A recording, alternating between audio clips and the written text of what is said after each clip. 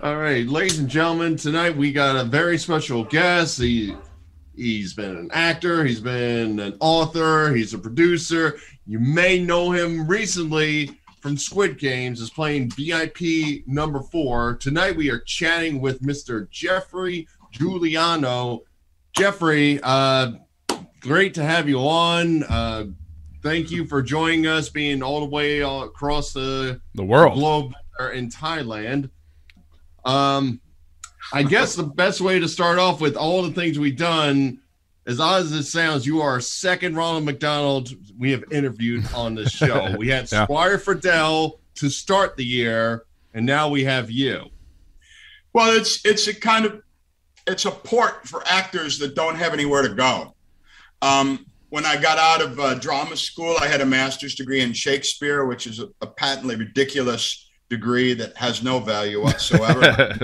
and in those days, that's the thinking. Oh, you just go, oh, well, what are you going to do? Well, I'm just going to be a movie star. Oh, okay. So it's not quite that easy, as I'm over 60 and I'm just starting to get somewhere. Yeah. But anyway, I took the job. And they ultimately let me go when they found out that I was a vegetarian, because they thought it would be very bad publicity if indeed the public knew that Ronald McDonald didn't eat that shit. No. Really? Yeah.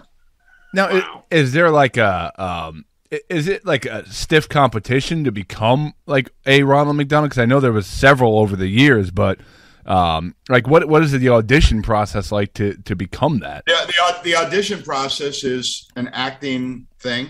But also they do psychological tests to make sure you're not a pedophile, because they don't want that. Wow. They don't want vegetarians, and they don't want pedophiles. Seems like that's a weird 2 items they put down on the list. All right, we went through everything. Those are the only 2 we're not okay with. But women used to, when I would appear somewhere, women used to give me their key to their hotel room. Sometimes they'd put cocaine in my hand and stuff like that, and I had to immediately. Sometimes the kid would rip off the wig, and I'd have to just run away. So there was a lot of weird stuff. I mean, I had groupies. I had Ronald groupies that wanted to have sex with Ronald McDonald, and no, leave the shoes on. So, wow. And it's not. I know that when I die, they're going to say, Squid Game actor, former Ronald McDonald, succumbs after long illness. So it's not going to be the 32 books I wrote. It's not going to be any of the charities that I support. It's just going to be that. But that's okay. That's okay. At least you'll get a headline. When I die, they're just going to take the recycling out, and that's going to be the end of me. So, So you said you went to school for acting, so I guess your background early on was you did have interest in acting and pursuing it. What as long as I can remember being alive, I've wanted to be an actor. Nice. Were you in like plays as a kid? Okay. Everything, all that, everything. Community theater, Alice in Wonderland, Huckleberry Finn. My mother took me to lessons, all that stuff. All the stuff that they don't seem to do now. People just kind of wandering off the street and they're an actor. Right. So with all that intense training and interest and that, it kind of circle back to what we talked about. You've authored quite a few books, a lot about the Beatles and some other bands. Was it just this is a new avenue, or were you kind of giving a break to acting, or how that come No. So when acting isn't happening, because it's a perpetual search for work, you have to do other things. And what happened with this is I made $9 million from those books from 1984 to 2006. I don't have that money now, maybe just a very small portion of it.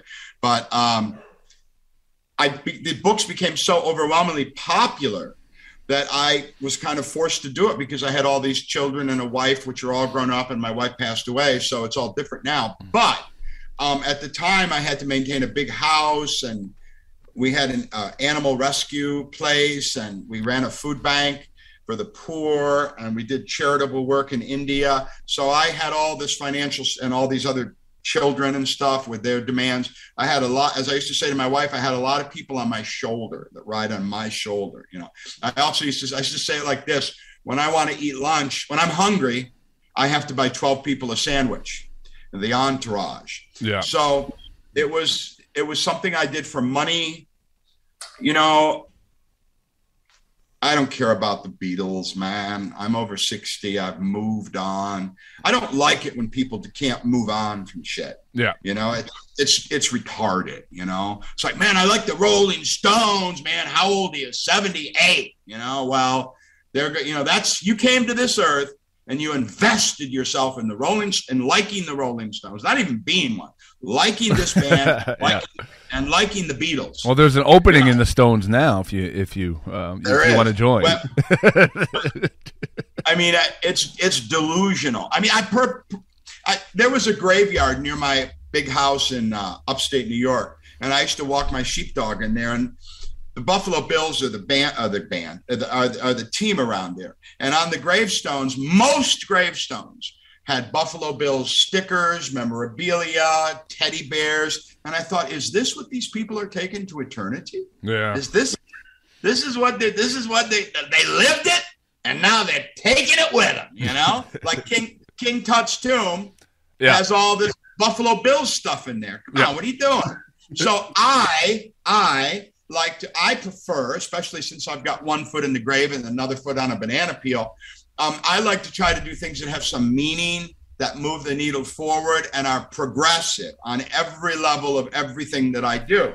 So it's not just Geoffrey wants to be a movie star and live in some big house. It would be like Geoffrey wants to be a movie star so that he can fund his charities, do some good work, and, try to be helpful in life. That's just the way I'm wired up. Well, let's talk about the charity portion. So we know you've written books, you acted along the way, but what charities are you involved in, and what got you into them? Okay, so when I was 15, I met members from the Hare Krishna movement. I had no idea what it was about. They gave me a Bhagavad Gita. I read the Bhagavad Gita, and I've been a kind of a member of ISKCON ever since. And it's only done me good. Well, all these people I went to college with, they smoked cigarettes, they took drugs, they ate meat, and they look like they're 90 years old. And I'm telling you, I went for a physical recently, and the guy said, blood pressure medication. And I said, I don't take that. All right, how about your diabetes medication? When did you start that? No, I don't take any of that. Mr. Giuliano, if you want an accurate representation of your health, you're going to have to be honest with me. Now you're over 60. Over 60, there's got to be something wrong with you. I said, well, doctor, there's nothing wrong with me. So I attribute that to the clean living. So anything about God, I don't know about that, but I do know if you live clean, it's a better deal.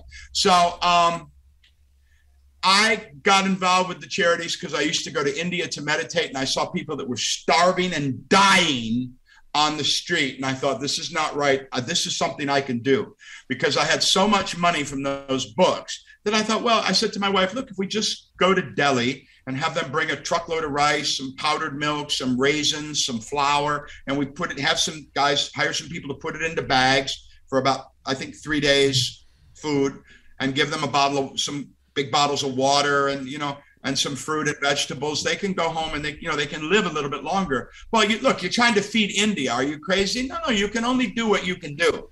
And there's an old saying, for the forest to be green, each tree must be green. So I'm trying to make myself green in the forest and do my part. Whatever you do or don't do, I can't be responsible for that. So I'm involved in a charity since the 1990s that feeds people that are going to die if they don't have food in India.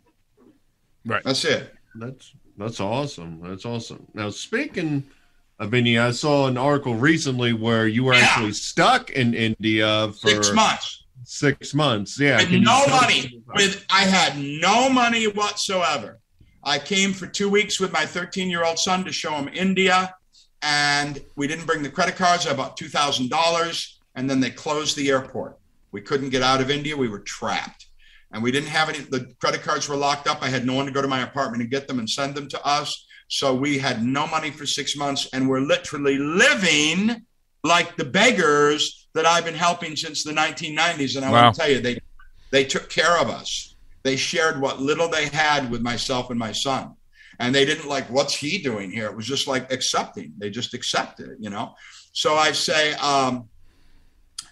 that we're all beggars at the gates of the temple. Nobody knows where they come from. Nobody knows where they go. This has nothing to do with Squid Game, so we can talk about acting if you like. But look, I want to be a well-rounded person.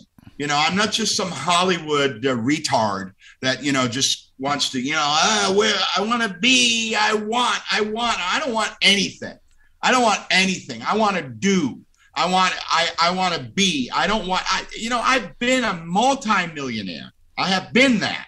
And I know exactly what that's. I stayed at the Beverly Hills Hotel. I had limousines, signed autographs when I was a writer, went all around the world for Dorchester Hotel in London, hung out with George Harrison, Pete Townsend, all these people, So I know what that is. And I know there's a lot of fucked up people that are rich. Rich don't mean shit. Right. So I just try to have something that's a little, more important than that. However, at the same time, I was in Squid Game. I was in Peninsula Train to Busan. I was in Scorpion King 3. I was in Hard Target 2. I was in a lot of these popular movies, and that's okay. It's good. I enjoy it. I'm an actor. It's something I do, and I want to do more of.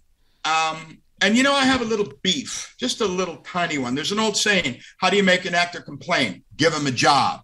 So I don't complain about working, but I just have a question for everybody. Okay. How is it? Okay, first of all, you don't know this. There's 14 stars, according to Netflix, of Squid Game. Okay. I'm number 14.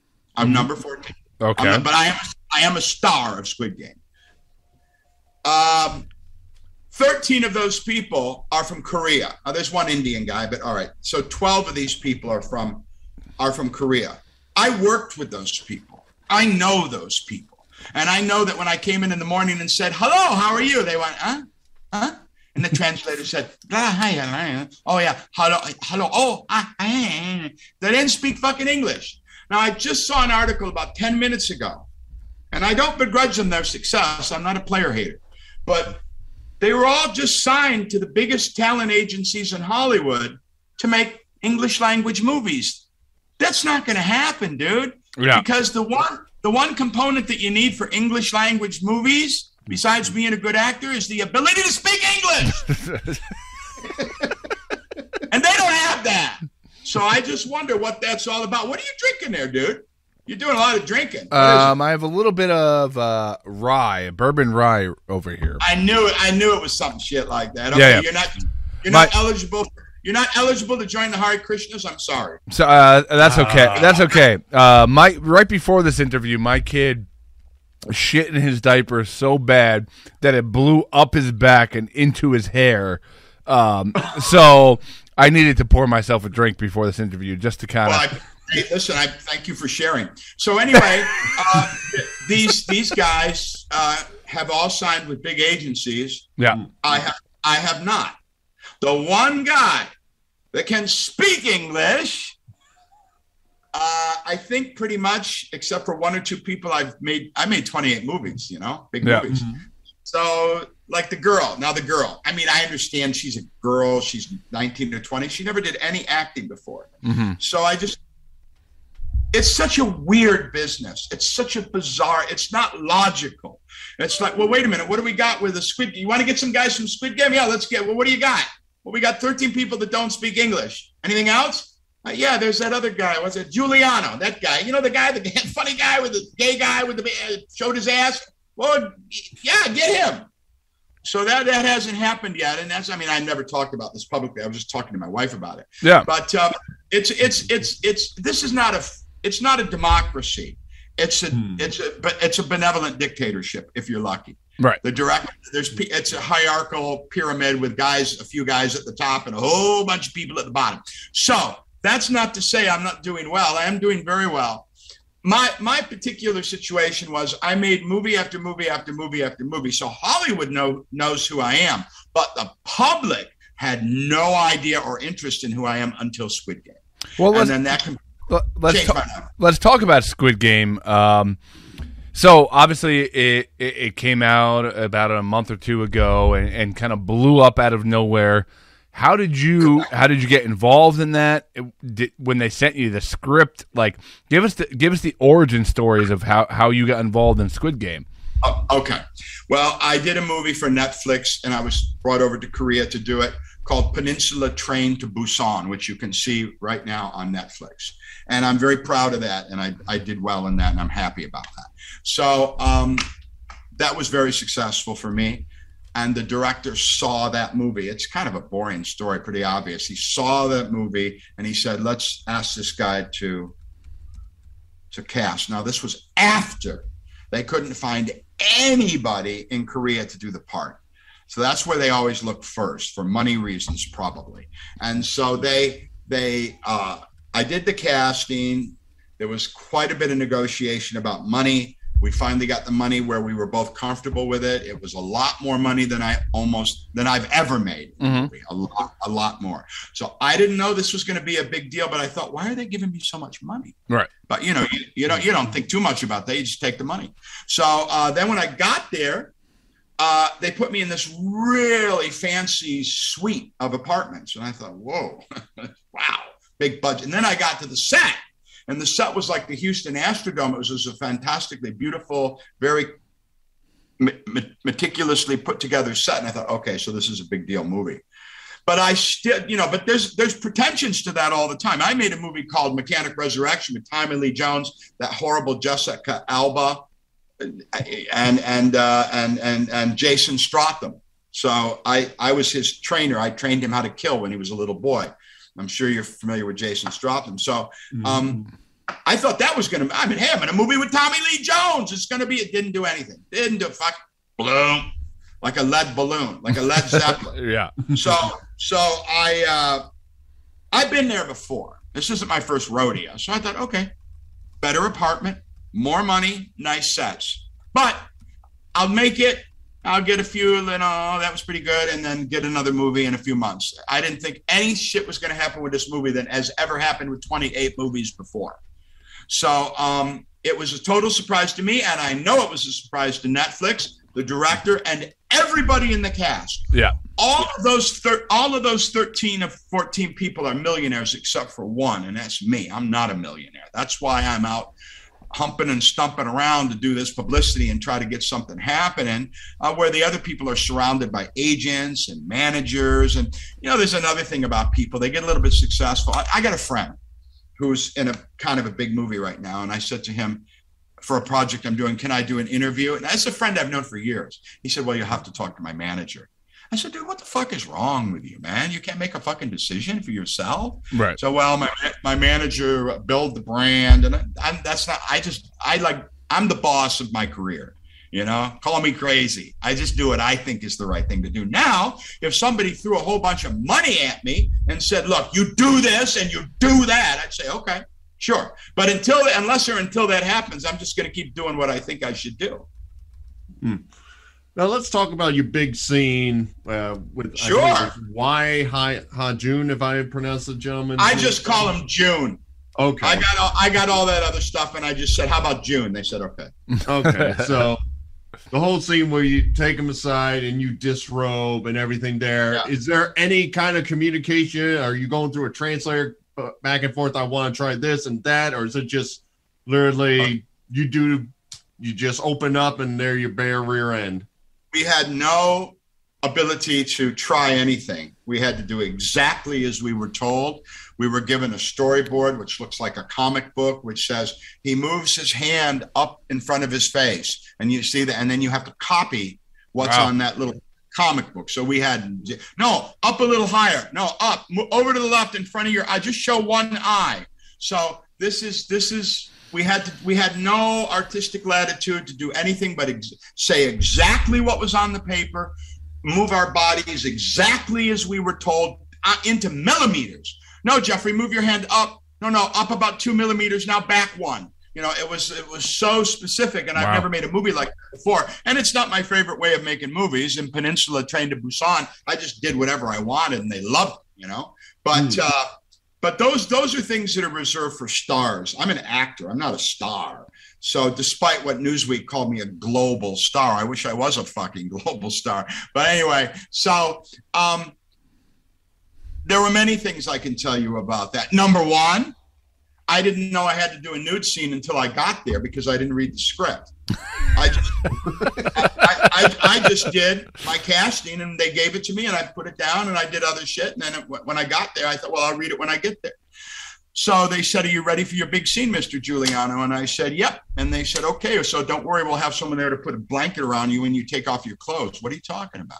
What are you talking about? Well, you know, when you show your penis to the whole world. Whoa, what are you talking about, man? Haven't you read the script, Mr. Giuliano? I have not. Well, here's the script, and this is what you have to do, and there's 300 people waiting for you to do it tomorrow at 10 o'clock. So I said, well, I can't do that. What do you mean you can't do that? You want the money or not? And then I said, yeah, I want the money. I'll do it. But I negotiated that robe. There was no robes in there. That robe was negotiated solely by me for all of the VIPs. So I came up with the idea for the robe, and the director didn't want that. He just wanted nudity. And I said, well, look, I'll tell you what, I'll have the robe and drop it and show my ass, but I'm not showing my penis or anything like that. So I just shut that down. So we went ahead and did it like that. And that actor was inches away from my genitalia. It wasn't like a camera angle. They could have done it like that, where he was 4 feet back, but the way they shoot the camera, it looks like he's right there. But no, he was right there, and I felt sorry for him. I took showers. I was supposed to be there at 11. I took showers starting at 7 o'clock and stayed in that shower till like 9:30 with soap and deodorant and all. But I'm sure that with those lights and everything, that there was some odor there. I mean, I'm pretty sure about it, you know? And it was really, I just wanted to get the thing over with, man. Yeah. You know? And fortunately, we just did it in a couple takes. It wasn't hard. It was pretty easy to do. If you can satisfy me in 5 minutes, I'll change your life. I mean, it's not Shakespeare. It's not difficult to do. So and he pretended, people say, did it hurt when he grabbed you? No, he didn't do it. He didn't grab anything. Yeah. He just put his hand there. And then I went, you know, that's what we do. We're actors. Yeah. So he was a nice guy. You know, he's been voted the sexiest man alive and stuff. God bless him. You know, he seemed like a pretty cool guy. I have nothing bad to say about anybody, but he was a good guy, and I enjoyed working with him. He was, there was one thing I had learned to see. Nobody ever told me that you have to say exactly what's written in the script or we'll stop the take. So I just learned it the way I normally do, which is I learn about 80% of it as a skeletal structure. And then I'm free to say, you know, whatever I want to say on top of that. Act it a little bit, yeah. Yeah, and they said, oh, cut. Why? You forgot to say and. And this went on, and finally I went, what difference does it make? And then 300 people were quiet, like looking at the floor. Because it doesn't make any fucking difference. But unless you start making shit up and then they can't match up the different takes. You know, if you say something, the sun is blue in one take, and then you say the sun is red, they can't match that up and cut it together. So as long as you're coherent, you can do a little bit, but they didn't want that shit. So I did what they wanted me to do because I'm the employee and I'm getting paid. So, and then we get into like, well, what about this? Oh, I got some criticism for making 2 69 jokes. I didn't make any 69 jokes. It was in the script. I had to do I had to perform what I was paid to perform. Right. You know, I mean, it's like, you know, I'm happy, very, very happy and grateful to be famous. But I just saw Keith Richards saying, you know, fame, it doesn't make money. The fame has not much value. You know, so I'm a really famous guy, but I'm waiting for the fucking money. You know, waiting for the money. Money hasn't showed up yet. Yeah. Now, is it coming in? Are you going to be back for season 2? I think so. Because from what the director told a friend of mine was, it's not going to be a prequel. It's going to pick it up from where it left off for the people that aren't dead, and I'm not dead. Okay. Okay. That's what I think. Let me ask you, what was your reaction when this thing shot to the moon really quickly? Like, what was your reaction? Oh my God! Like, okay, you said it yourself. I read the script, 80%. Didn't really know what was going on. I kind of liked it, But then when you see that it comes out on Netflix and it basically explodes, becomes the like number one trending thing in the world at one point. What is your reaction to that? Like, oh boy, like I thought I'm going to make a lot more movies. See, whenever there's a thing that I'm a little bit paranoid about this shit. Like when I'm on the movie set, I think, because I love making movies so much. Yeah. I love acting so much that I don't want anyone to take it away from me. So I want to make as many. If somebody said, you can spend a week at home, but the rest of the time you're going to go around the world making movies, I'd say, okay, because I love doing it. So I know how to do it. You know, it's something I know. I don't know too much, but I know how to be an actor. So when I love this thing, and I used to think, fuck, man, this is probably my last movie. They probably won't hire me again. I know I'm going to make more movies. Now, I was just saying I haven't gotten any movies yet, but I'll get some movies. Yeah. Of course I'll get some movies. I've got a pretty big part in the most popular thing that's ever been on TV. So of course I'll get some movies, but they haven't come quite as quickly as I thought. And I understand what that is they're concentrating on those Korean people. But one of my managers said something interesting. Hey, Jeff, this piece is not about actors like The Godfather is Marlon Brando. This is not what that is. This is a piece about the interest for the public is the story. Right. The actors no one's ever heard of any of the actors. Right. There's no, maybe in Korea they're stars, but you don't know who those people are. So it's generic actors, but a really good story. They could have used you. They could have used the guy next door. They could have used me. It didn't really matter that much. So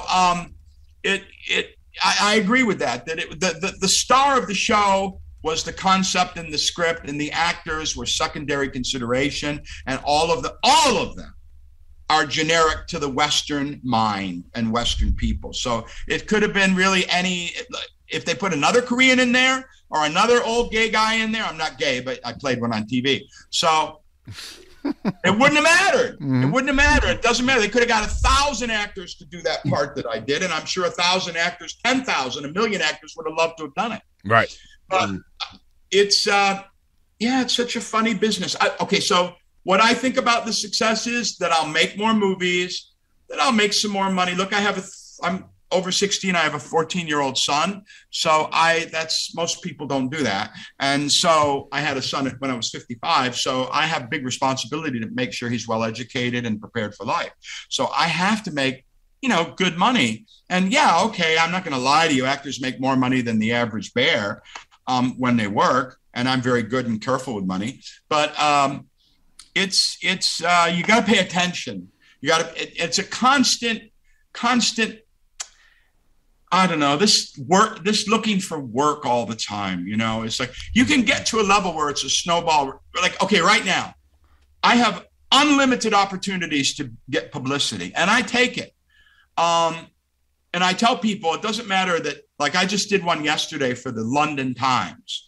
And today I'm doing you. Right. I don't see it. Now there's a difference between you and the London Times. Right. And the London Times wishes they were us. Yeah, basically. That's right. Yeah. But I don't look at it like that. Right. So all little component parts of the puzzle, and so I didn't understand that when I was young, that why am I doing something in Pittsburgh? And whatever. No. First of all, the internet equalizes everybody. Your show has the same chance as the London Times, whatever. So I do everything that I'm asked to do, and anyone out there that wants me to come on, I'm happy to come on and do it because it keeps the ball rolling. And this idea, look, unless you're Brad Pitt, unless you're an A-lister, and I'm probably a C-lister, unless you're an A-lister who have people that do all this for them, you got to do it yourself. You have to take the responsibility of your life and career yourself, and you have to push that motherfucker out, and you have to do it.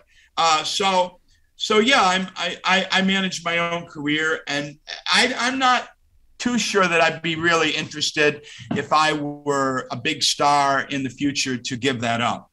One of the things I do is when fans approach me, as much as time allows, I will get back to them. I'm good because what are you going to do without fans? Yeah, right. Yeah. I mean, I've had some weird. Oh man, I've had some stuff about a lot of this. Hey, you weren't satisfied in 5 minutes. I can satisfy you in less than 5 minutes. So I've had sexual invitations from men and women. And then the other day, you got Mike's email? No, but he's apparently got mine because I've been getting all these dick pics for the last 2 days from this guy. So we got you on. So anyway, listen to this. Day before yesterday, I got one saying, I want to satisfy you. And it was a 13-year-old kid. So I just pushed block. Yes. You know, I'm sorry I even read it. You know, sometimes what is that? What? 13 years old, block. So, you know, it's really, there's some weird shit. I also got some death threats. I got 3 death threats as well. Someone said, yeah, I got death threats. There's crazy people out there, man. Obviously, ask John Lennon. I got somebody saying they're going to cut me up in little pieces and throw me off the pier. Don't think you're such a big shot because you are in a movie. I can still cut you up in little pieces and throw you off the pier. So there's all kinds of stuff that happens on this. There's a dark side to this fame stuff, you know? Well, we want you to get more roles. Thank you. Enjoy everything. A little less of the fans that are like under 18 and want to talk and stuff like man. That. So, Geoffrey, if people want to get a hold of you or ask you for anything, where can they contact you at? GeoffreyGiuliano.com, Geoffrey Giuliano.com. Go to the contact page, and all the ways to contact me are there. I have a Facebook page called VIP for Squid Game Universe, which is the only Facebook page which is hosted by a member of the cast. Nice. So if you go there, we can hang out. My Instagram is Geoffrey Actor, Geoffrey Actor. You can reach me there, or conversely, a TikTok, which I really, you know, it's not really a thing for over 60 guys, you know. Too much, you know. But you know, I was like, hey, I'm dancing in my bedroom. You know, I really don't understand TikTok, but anyway, that's Squid Game Confidential is the handle there. So yeah, I'm doing all this stuff, and I don't want you to give you any idea that I'm negative about anything, but I'm realistic. And I'm in this business. It's called show business. It's not called show fun. I'll also tell you that I'm doing lots of Comic Cons. I'll be doing Comic Cons. Very nice. And unlike other people at Comic Cons, I've got together with the writers of The Simpsons, and I'm doing a 10 to 15 minute stand-up comedy routine on Squid Game. So I'll be doing that. I actually put on a show there. So yeah, there's a lot of cool things happening. I've gotten a lot of the Comic Cons I've signed up. I can do those as long as I want. What I haven't gotten is a movie, and what I want to get is a movie. And my agent said, just calm down. Let everybody get all excited about the Koreans. It's a new phenomena to have Korean stars in America. Let it filter down and bubble under, and then everybody knows you were in there. Believe me. And then, you know, I don't know if you know this, but 25% of the planet saw Squid Game. Wow, that's amazing. That ain't bad. Geoffrey, thank you so much for your time. I wish you the best of luck with your career and whatever creative things you're doing in the future. And I appreciate that. Stay safe out there. And we hope to see you and get you on the show again in a year and talk about what you got coming up. So thank you so much, man. Yeah, anytime. And I'm sorry to hear about your son, the little shithead. Oh yeah. Well, it seems to be a common theme on the show. But and he just turned 35, right? Yeah. That's actually my son right there. Yeah. Sorry about that, Pops.